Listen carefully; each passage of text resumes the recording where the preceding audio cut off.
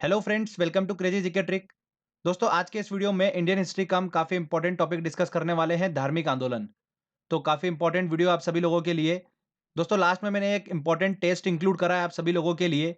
जो last year exams में questions पूछे गए इस टॉपिक से, वो सारे क्वेश्चंस मैंने इस टेस्ट में इंक्लूड करे हैं। तो आप टेस्ट जरूर लगाइएगा, आपको काफ़ी बेनिफिट मिलेगा। दोस्तों, टेस्ट लगाने के लिए जो लिंक है वो मैंने डिस्क्रिप्शन में दे रखी है। आप वीडियो कंप्लीट होने के बाद में वो टेस्ट लगा सकते हैं। चलिए दोस्तों, हम वीडियो को स्टार्ट करते हैं। तो फ्रेंड्स, मैं आपको एक स्टोरी के माध्यम से पूरा अच्छे से एक्सप्लेन करूंगा। बात करते हैं कि भारतीय इतिहास में धार्मिक आंदोलन, धार्मिक क्रांति के रूप में कौन सा समय देखा जाता है। छठी शताब्दी ईसा पूर्व का जो समय है वो भारतीय इतिहास में धार्मिक क्रांति के रूप में जाना जाता है। यह वो समय था जब चीन में कन्फ्यूशियस अपने विचारों का प्रचार कर रहे थे और यूनान में सुकरात अपने दार्शनिक सिद्धांतों का प्रचार कर रहे थे। और अगर भारत की बात करें तो लोगों के धार्मिक दृष्टिकोण में परिवर्तन देखने को मिल रहा था। मतलब लोग ऐसे धर्म की खोज में जुटे हुए थे जो सरल और उच्च स्तरीय हो। तो इसी समय भारत में महात्मा बुद्ध और महावीर स्वामी, दो महान व्यक्तियों का प्रभाव देखा गया। इन दोनों ने भारत में चल रही प्राचीन धार्मिक परंपराओं और अंधविश्वासों का विरोध किया और लोगों के समक्ष बौद्ध धर्म और जैन धर्म को रखा।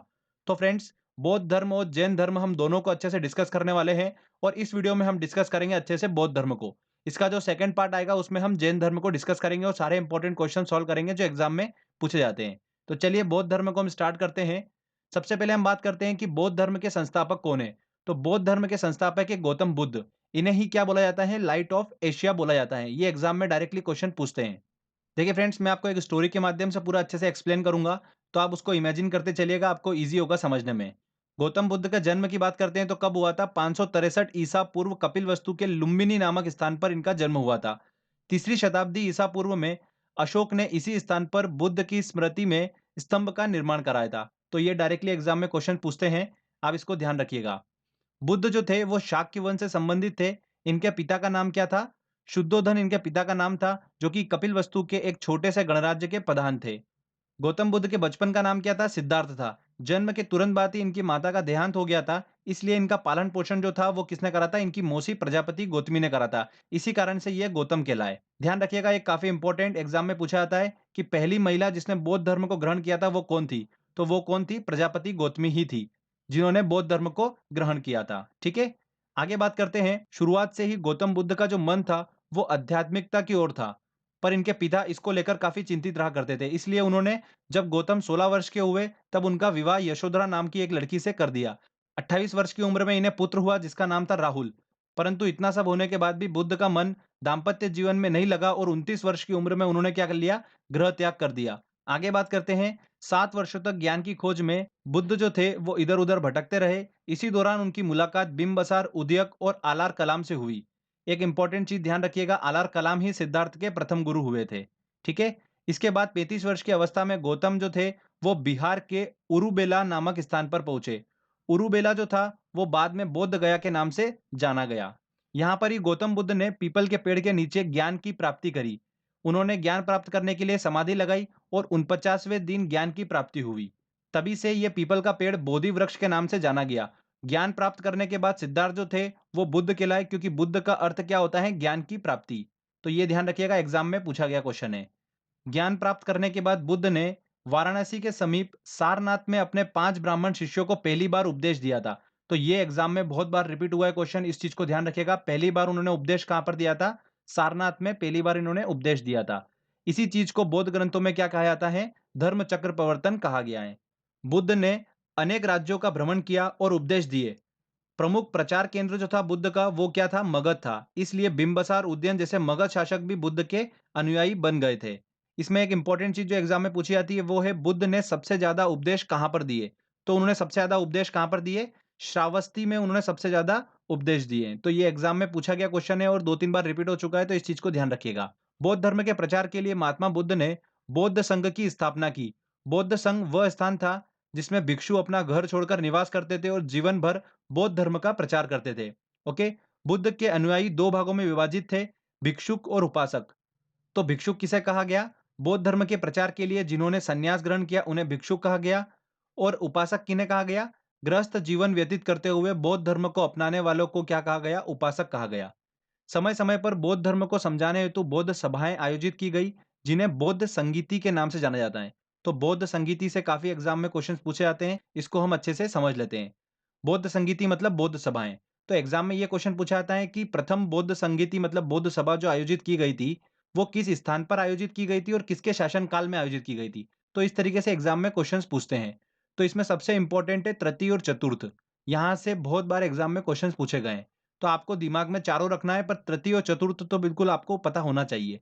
तो प्रथम बौद्ध संगीति मतलब प्रथम बौद्ध सभा जो थी, वो कहाँ पर आयोजित की गई थी? राजगृह में आयोजित की गई थी और किसके शासनकाल में? अजातशत्रु के शासनकाल में। द्वितीय बौद्ध संगीति वैशाली नामक स्थान पर आयोजित की गई थी और शासनकाल किसका था? कालाशोक का शासनकाल में। तृतीय काफी इंपॉर्टेंट, जो बहुत बार एग्जाम में पूछा जाता है। तृतीय बौद्ध संगीति जो थी वो स्थान पाटलिपुत्र में आयोजित की गई थी और किसके शासनकाल में? अशोक के शासनकाल में।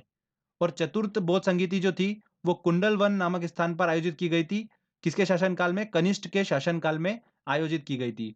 तो ये ध्यान रखिएगा, तृतीय और चतुर्थ काफी इंपॉर्टेंट है। ठीक है, आगे बात करते हैं कि 483 ईसा पूर्व जब बुद्ध 80 वर्ष के थे, तब उनका निधन महापरिनिर्वाण कुशीनगर में हुआ था। तो ये एग्जाम में काफी बार पूछा गया क्वेश्चन है, अभी तक कम से कम 6-7 बार रिपीट हो चुका है कि बुद्ध का निधन मतलब महापरिनिर्वाण कहां पर हुआ था? तो कुशीनगर में उनका निधन हुआ था। ध्यान रखिएगा, डेट भी एसएससी में पूछी गई है, 483 ईसा पूर्व। इसको भी आप ध्यान रखिएगा। निधन के पश्चात बुद्ध की अस्थि अवशेषों को विभाजित कर कर भारत के 8 भागों में स्थापित कर स्तूपों का निर्माण कराया गया। इसमें सबसे बड़ा स्तूप जो है वो कहाँ पर स्थित है? सांची में स्थित है, सांची का स्तूप। ध्यान रखिएगा, ये भी काफी इंपॉर्टेंट है, एग्जाम में पूछा गया क्वेश्चन है। चलिए दोस्तों, अब कुछ इंपॉर्टेंट पॉइंट्स हम डिस्कस कर लेते हैं जो एग्जाम के हिसाब से काफी इंपॉर्टेंट है। बौद्ध धर्म के 3 रत्न हैं, कौन-कौन से? बुद्ध, धम्म और संघ। ये बौद्ध धर्म के 3 रत्न हैं। बुद्धों का सबसे पवित्र त्योहार जो होता है वो कौन सा होता है? वैशाखी पूर्णिमा, जिसे बुद्ध पूर्णिमा के नाम से भी जाना जाता है। बुद्धों के अगर प्रमुख ग्रंथ की बात करते हैं तो वो कौन सा है? त्रिपिटक। त्रिपिटक जो ग्रंथ है उसकी भाषा कैसी है? पाली है, क्योंकि शुरुआती बौद्ध ग्रंथों की भाषा क्या रही? पाली रही। उसके बाद के ग्रंथ किस भाषा में लिखे गए? संस्कृत भाषा में लिखे गए। बौद्धों का विख्यात विक्रमशिला विश्वविद्यालय की स्थापना किसने करी? धर्मपाल ने करी है। भारत में उत्पन्न सबसे अंतिम बौद्ध धर्म ग्रंथ कौन सा है? वामसात जो है भारत में उत्पन्न सबसे अंतिम बौद्ध ग्रंथ है। अगर हम बात करें कि धातु के सिक्के सबसे पहले किस काल में प्रकट हुए हैं, तो वो बौद्ध काल में ही प्रकट हुए थे। तो फ्रेंड्स, ये जो मैंने आपको बताया इंपॉर्टेंट पॉइंट्स, ये ध्यान रखिएगा, एग्जाम में इनमें से क्वेश्चंस बन सकते हैं। तो फ्रेंड्स, यहाँ पर हमारा देखिए थ्योरी सेक्शन कंप्लीट होता है। हमने एक स्टोरी के माध्यम से पूरा अच्छे से समझा इसको, सारे इंपॉर्टेंट पॉइंट्स भी मैंने आपको बताए जो एग्जाम में पूछे जा सकते हैं। चलिए अब टेस्ट की बारी है, टेस्ट लगाते हैं और देखते हैं कि हम कितने क्वेश्चन सोल्व कर पा रहे हैं। देखिए पहला क्वेश्चन है, त्रिपिटक धर्म ग्रंथ है। त्रिपिटक किसका धर्म ग्रंथ है? बौद्धों का धर्म ग्रंथ है। बी आंसर इसका सही होगा। बुद्ध ने निम्नलिखित में से किस स्थान पर महापरिनिर्वाण प्राप्त किया था? मतलब कहां पर उनका निधन हुआ था? तो कुशीनगर में महापरिनिर्वाण प्राप्त किया था। अगला है, किस शासक ने बौद्धों के लिए विख्यात विक्रमशिला विश्वविद्यालय की स्थापना की? किसने करी थी? धर्मपाल ने करी थी। डी आंसर इसका। चलिए अगला क्वेश्चन लेते हैं। देखिए जितने भी आपको क्वेश्चंस करा रहा हूं ये काफी इंपॉर्टेंट है। अगर आप ये क्वेश्चंस भी अच्छे से अगर सॉल्व कर लेते हैं तो भी आप इस टॉपिक से क्वेश्चन आएगा इजीली एग्जाम में बना पाएंगे। बौद्ध ग्रंथ पिटको की रचना निम्नलिखित में से किस भाषा में की गई थी? किस भाषा में की गई थी? पाली भाषा में। शुरुआती ग्रंथ जो थे वो पाली भाषा में लिखे गए। सांची क्यों विख्यात है? चट्टान काटकर बनाए गए मंदिर, सबसे बड़ा बौद्ध स्तूप। बिल्कुल बी आंसर इसका सही होगा। देखिए अगला है, गौतम बुद्ध ने अपना प्रथम उपदेश कहां पर दिया था? तो ज्ञान की प्राप्ति के बाद उन्होंने पहला उपदेश कहां पर दिया था? सारनाथ में दिया था। चलिए अगला क्वेश्चन हम लेते हैं। बोध गया स्थित है। बोध गया कहां पर स्थित है? बिहार में स्थित है। सिद्धार्थ बुद्ध को ज्ञान की प्राप्ति कहां से हुई थी? तो बुद्ध को ज्ञान की प्राप्ति हुई थी गया से। गया में उन्होंने एक वृक्ष के नीचे समाधि लगाई थी और 49वें दिन उन्हें ज्ञान की प्राप्ति हुई थी। ठीक है। सारनाथ में बुद्ध का प्रथम प्रवचन कहलाता है, क्या कहलाता है? धर्म चक्र प्रवर्तन। डी आंसर इसका सही होगा। चलिए नेक्स्ट क्वेश्चन लेते हैं। गौतम बुद्ध द्वारा भिक्षुणी संघ की स्थापना कहां पर की गई थी? उन्होंने वैशाली में भिक्षुणी संघ की स्थापना की थी। किसे एशिया की रोशनी कहा जाता है? लाइट ऑफ एशिया किसे कहा जाता है? गौतम बुद्ध को कहा जाता है। कनिष्ठ के शासनकाल में चतुर्थ बौद्ध संगीति सभा किस नगर में आयोजित की गई थी? तो देखिए चतुर्थ बौद्ध संगीति जो थी वो कहां पर आयोजित की गई थी? कुंडलवन, कश्मीर में आयोजित की गई थी। सी आंसर इसका सही होगा। नेक्स्ट क्वेश्चन लेते हैं। तृतीय बौद्ध संगीति कहां आयोजित हुई थी? तो तृतीय सबसे इंपॉर्टेंट मैंने आपको बताया अशोक के शासनकाल में आयोजित हुई थी, कहाँ पर? पाटलिपुत्र में। B answer. बौद्ध शिक्षा का केंद्र था। बौद्ध शिक्षा का केंद्र क्या था? विक्रमशिला विश्वविद्यालय। ठीक है, और ध्यान रखिएगा धर्मपाल ने इसकी स्थापना करी थी। बौद्ध धर्म में त्रिरत्न क्या इंगित करता है? बौद्ध धर्म के 3 रत्न कौन-कौन से हैं? बुद्ध, धम्म और संघ। C answer. देखिए अगला क्वेश्चन है, गौतम बुद्ध का गुरु कौन था? तो गौतम बुद्ध के गुरु कौन थे? आर कलाम उनके गुरु थे। बुद्ध ने अपने जीवन की अंतिम वर्षा ऋतु कहाँ बिताई थी? तो अंतिम देखिए उन्होंने समय कहाँ बिताया था? कुशीनगर में। देखिए क्वेश्चन है, गौतम बुद्ध का जन्म स्थान किसके द्वारा अंकित किया जाता है? तो मैंने आपको बताया था गौतम बुद्ध के जन्म स्थान पर अशोक ने स्तंभ का निर्माण कराया था। A answer. चलिए अगला क्वेश्चन लेते हैं। बुद्ध किस वंश से संबंधित थे? तो बुद्ध जो थे वो शाक्य वंश से संबंधित थे। प्रथम बौद्ध परिषद मतलब बौद्ध सभा कहाँ पर आयोजित की गई? तो पहली बौद्ध संगीति बौद्ध सभा जो थी वो आयोजित की गई थी राजगृह में। किसके शासनकाल में? अजातशत्रु के शासनकाल में। निम्न में से बौद्ध साहित्य की पहचान कीजिए। त्रिपिटक बिल्कुल बौद्ध साहित्य। ए आंसर इसका सही होगा। अगला क्वेश्चन लेते हैं। धातु से बने सिक्के सबसे पहले प्रकट हुए। धातु से बने सिक्के सबसे पहले प्रकट हुए थे बुद्ध के काल में। प्रारंभिक बौद्ध धर्म ग्रंथों की रचना किसमें की गई थी? तो शुरुआती बौद्ध धर्म ग्रंथों की रचना की गई थी पाली पाठ। बी आंसर इसका सही होगा। उसके बाद में जो ग्रंथ थे वो संस्कृत भाषा में लिखे गए। निम्न में से कौन सा एक भारत में उत्पन्न सबसे बाद वाला बौद्ध धर्म ग्रंथ है? कौन सा है? वामसात पाकसिनी। D answer. बुद्ध को प्रबोध कहाँ पर प्राप्त हुआ था? तो बुद्ध को ज्ञान की प्राप्ति कहाँ पर हुई थी? बोध गया में। बुद्ध धम्म और संघ मिलकर कहलाते हैं, क्या कहलाते हैं? त्रिरत्न। ये आंसर इसका सही होगा। देखिए अगला क्वेश्चन है, इच्छा सब कष्टों का कारण है, इसका प्रचार करने वाला धर्म कौन सा है? इसका प्रचार करने वाला धर्म है बौद्ध धर्म। इसको ध्यान रखिएगा। चलिए अगला क्वेश्चन हम लेते हैं।